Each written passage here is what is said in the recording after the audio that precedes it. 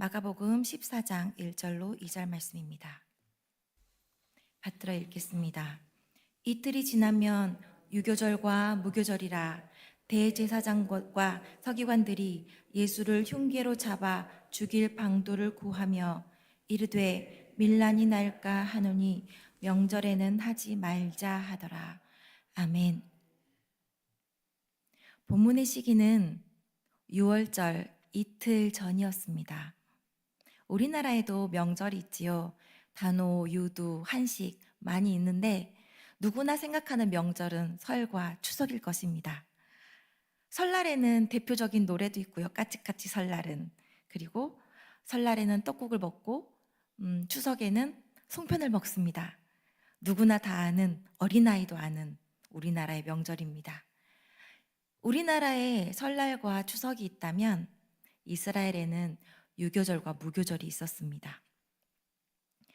유교절과 무교절은 우리나라에 노래가 있는 것처럼 정말 노래가 많습니다. 성경을 뒤지면 얼마 안 가서 이 출애굽에 대한 노래가 얼마나 많이 나오는지, 크신 팔과 펴신 팔로 강하신 의로운 오른손으로 독수리 날개로 업어서 독수리가 자기 새끼를 품듯이 말과 병거를 바다에 빠뜨리신 그 하나님을 얼마나 찬양하는지 시편에도 넘기다 보면 또 출애굽, 넘기다 보면 또 출애굽. 사도행전도 분명히 여기는 예수님에 대한 이야기인데 예수님에 대한 이야기 하려고 또 출애굽, 또 출애굽. 이스라엘 민족에게 이 출애굽의 역사는 유월절과 무교절은 우리나라의 설날과 추석보다 훨씬 깊은 의미를 가지고 있습니다.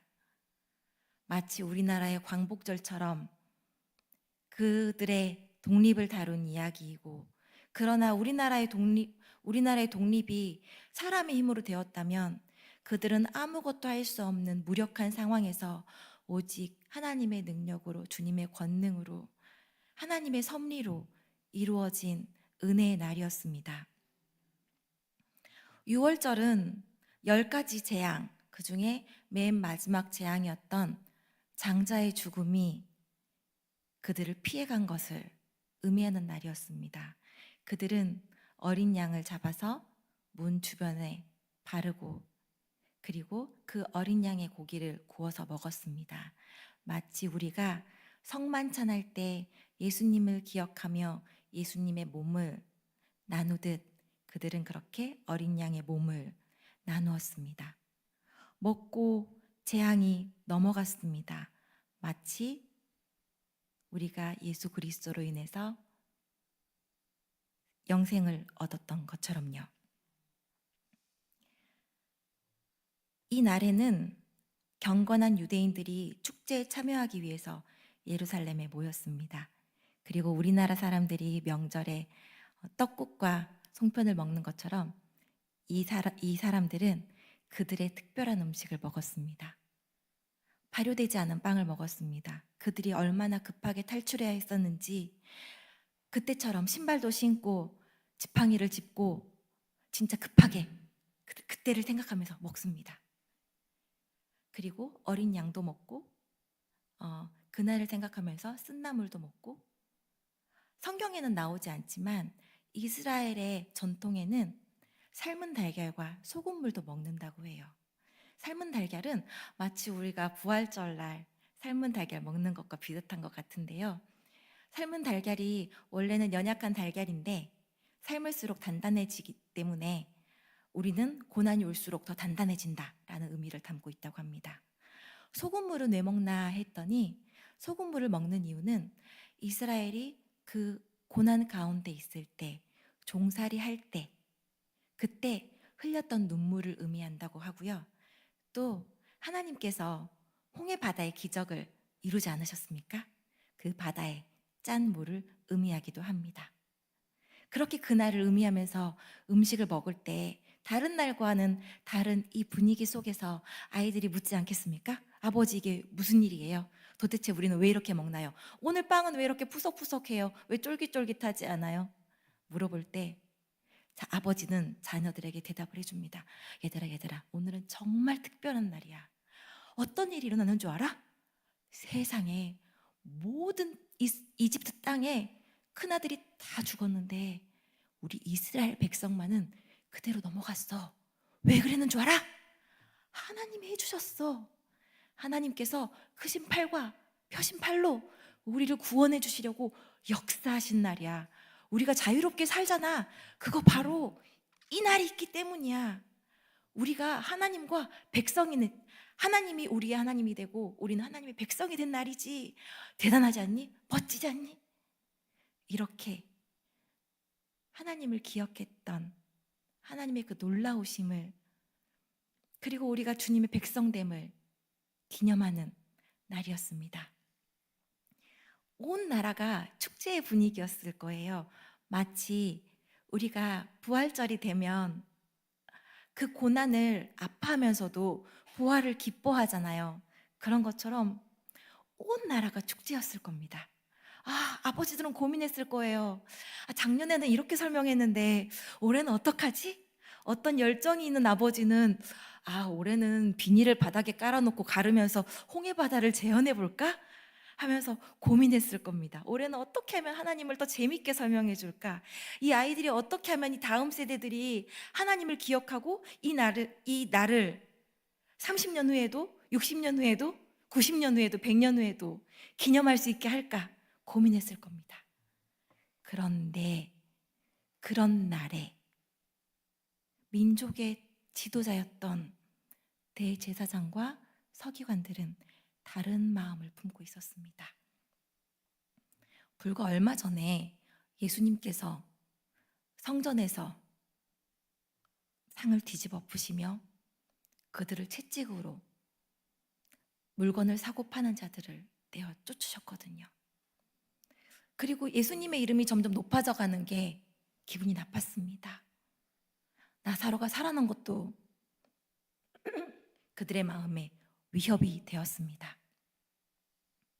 모든 민족이 그날을 기념해도 부족할 날에 민족의 지도자라는 사람들이 모여서 예수를 어떤 흉계로 잡을까 모의를 꾸몄습니다. 아마 이런 이야기를 했겠죠. 어떻게 할까? 그 측근을 섭외하자. 누가 좋을까? 베드로는 다혈질이라서 버럭할 것 같으니 돈을 밝혀 보이는 유다가 좋겠다. 얼마가 좋겠나? 은 30냥이면 충분하겠다. 그 노예 한 사람 사는 값이면 되지 않겠나? 그가 돈을 많이 밝히니 은 30냥이면 좋게 회유할 수 있을 것이다. 하나님께서 그 큰 역사를 앞두신 것을, 그날을 기념한 날을 앞두고 말입니다. 마치 현대의 우리나라, 현대의 교회의 상황으로 이렇게 가지고 와서 생각해 보면요. 부활절을 이틀 앞두고 당회가 목사님을 마음에 안 들어서, 우리 교회는 절대 일어날 수 없는 일이라서 말씀드립니다. 네, 절대 이런 일이 일어날 일이 없다는 걸 제가 확신하기 때문에 당회를 모여가지고 이야기하기를, 목사님 마음에 안 드는데 바꾸자. 어떻게 할까? 그런데 부활절이 앞에 있으니 아직 목사님을 사랑하는 사람들이 많으니 부활절 끝나고 하자. 어떻게 할까? 하고 흉계를 꾸미는 것과 같지 않습니까?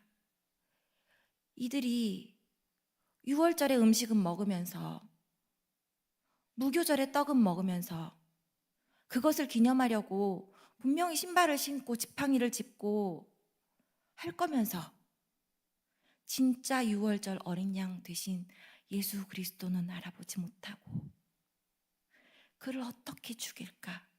어떻게 해야 내 입지를 망가뜨리지 않으면서, 나의 명예를 실추시키지 않으면서 어떻게 하면 예수를 죽일까? 방도를 꾸미고 계략을 꾸몄습니다. 그들은 자신의 권력이면, 대제사장의 권력이면, 이 지도자들의 힘이면 이런 일들을 할 수 있을 거라고 생각했습니다.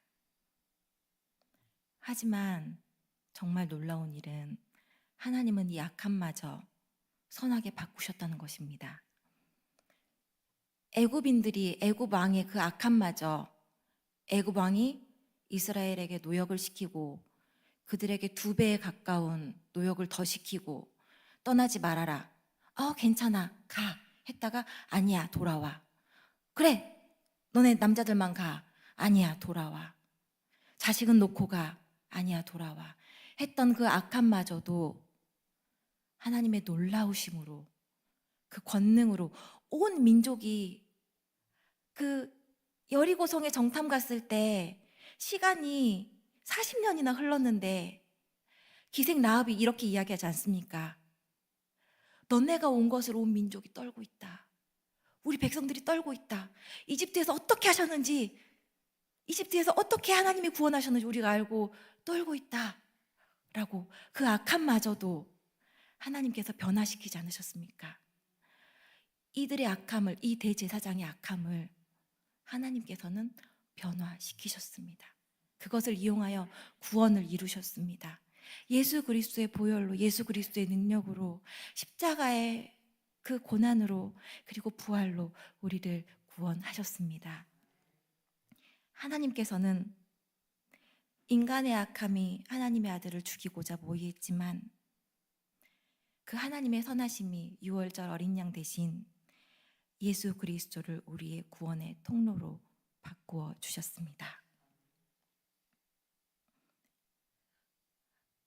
마치 그 6월절 어린 양, 그 어린 양의 피로 구원받은 것처럼 우리는 예수 그리스도의 보혈로 구원받습니다. 그 예수 그리스도로 말미암아 이제는 더 이상 우리가 두려워하는 양자의 영을 받지 아니하고 하나님을 하나님을 두려워하지 아니하고 양자의 영을 받아 하나님을 아빠, 아버지라고 부르짖습니다. 그날 그 출애굽 때 하나님이 내 하나님이 되고 나는 그의 백성이 되었던 것처럼 우리는 예수 그리스도의 부활로 말미암아 죽으심으로 말미암아 우리는 그의 백성이 되고 그의 자녀가 되었습니다.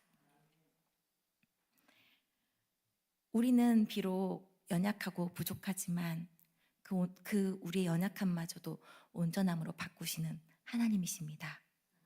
그러나 이 날에 악한 마음을 품었던 대제사장에게는 슬피 울며 이를 갈미 있지 않겠습니까? 화 있을 진저했던 하나님의 진노가 이들에게 있지 않겠습니까?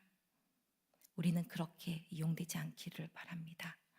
늘 기도하고 깨어 있어서 마음을 새롭게 함으로 변화를 받아 하나님의 선하시고 기뻐하시고 온전하신 뜻이 무엇인지 분별하여 하나님의 뜻에 온전히 순종함으로 주님의 구원의 역사에 참여하는 믿음의 주님의 아들, 믿음의 딸들, 은샘교회 되기를 소망합니다. 우리 함께 기도하실 때 하나님의 구원하시는 역사와 섭리에 온전한 순종으로 참여하여 주님의 뜻 이루는 주님의 자녀 되게 하여 주옵소서. 하나님의 말씀 기억하며 그 말씀대로 살아가며 하나님의 뜻을 분별하는 지혜로운 성도 되게 하여 주옵소서. 그리고 우리의 간절한 기도를 들어주옵소서. 우리 함께 주여 가만히 마음으로 외치시고 기도하겠습니다. 주여